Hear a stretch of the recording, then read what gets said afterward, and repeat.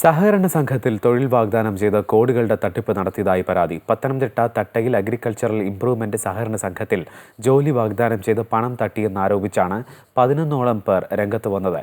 കൂടുതൽ പേർ തട്ടിപ്പിന് ഇരയായിട്ടുണ്ടെന്നും തങ്ങളുടെ നഷ്ടപ്പെട്ട പണം തിരികെ ലഭിക്കണമെന്നുമാണ് ഇവരുടെ ആവശ്യം. പത്തനംതിട്ട തട്ടയിൽ മാമൂട് സ്വദേശി വിശാഖകുമാർ എന്ന വൈശാഖൻ പ്രസിഡന്റായ പത്തനംതിട്ട തട്ടയിൽ അഗ്രികൾച്ചറൽ ഇംപ്രൂവ്മെന്റ് സഹകരണ സംഘത്തിന്റെ പേരിൽ 2015 മുതൽ പണം നഷ്ടമായവരാണ് ഇപ്പോൾ പരാതിയുമായി രംഗത്ത് വന്നിരിക്കുന്നത്.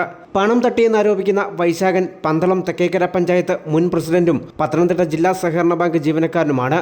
ഓരോരുത്തരുമായും നല്ല ബന്ധമുണ്ടാക്കിയ ശേഷമാണ് ഇയാൾ പണം തട്ടിയതെന്നും ഇപ്പോഴും നിരവധി ആളുകൾ വഞ്ചിക്കപ്പെട്ടുകൊണ്ടിരിക്കുകയാണെന്നും പരാതിക്കാർ പറയുന്നു. എന്റെ മോനെ ജോലി കൊടുക്കാമെന്നും പറഞ്ഞ് 1 ലക്ഷം രൂപ ഡിപ്പോസിറ്റ് ചെയ്താൽ മതി, അവന് ജില്ലാ ബാങ്കിൽ പിയൂണായിട്ട് കൊടുക്കാമെന്നും പറഞ്ഞ് അവരിടപെട്ടതാ. ഞാന് ഇത്രയും നാളായിട്ട് 3,48,000 രൂപ കൊടുത്തിട്ടുണ്ട്. അതിന്റെ ഒരു ചെക്ക് പൊന്നമ്മ എന്നും പറഞ്ഞ ചെക്ക് എനിക്ക് 2019 തന്നു.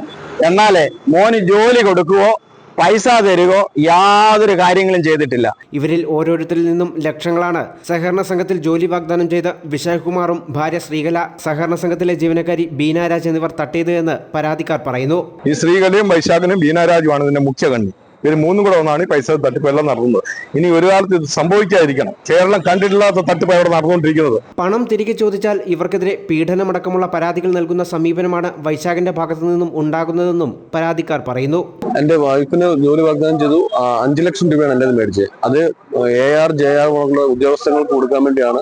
ബാക്കി പൈസ ബാങ്കിൽ ഡെപ്പോസിറ്റ് ആണ് എന്ന നിലയിലാണ് നമ്മോട് പറഞ്ഞത്. ഇത് തിരിച്ചു ചോദിക്കുമ്പോൾ അദ്ദേഹം നമുക്കെതിരെ കേസാണ്, ഓൺ ദ സ്പോട്ടിൽ കൊടുക്കുന്ന കേസാണ്. അദ്ദേഹത്തിനെ ആക്രമിക്കാൻ ചെന്നു, പീഡനം പോലുള്ള കേസുകളാണ് അദ്ദേഹം പറഞ്ഞത്. പണം നഷ്ടപ്പെട്ട 11ഓളം പേർ ഇപ്പോൾ മുഖ്യമന്ത്രിക്കടക്കം പരാതി നൽകിയിട്ടുണ്ട്. എന്നാൽ കൂടുതൽ പേർ സഹകരണ സംഘത്തിന്റെ പേരിൽ കബളിപ്പിക്കപ്പെട്ടിട്ടുണ്ടെന്നാണ് പരാതിക്കാർ പറയുന്നത്. അമൃത ന്യൂസ്, പത്തനംതിട്ട.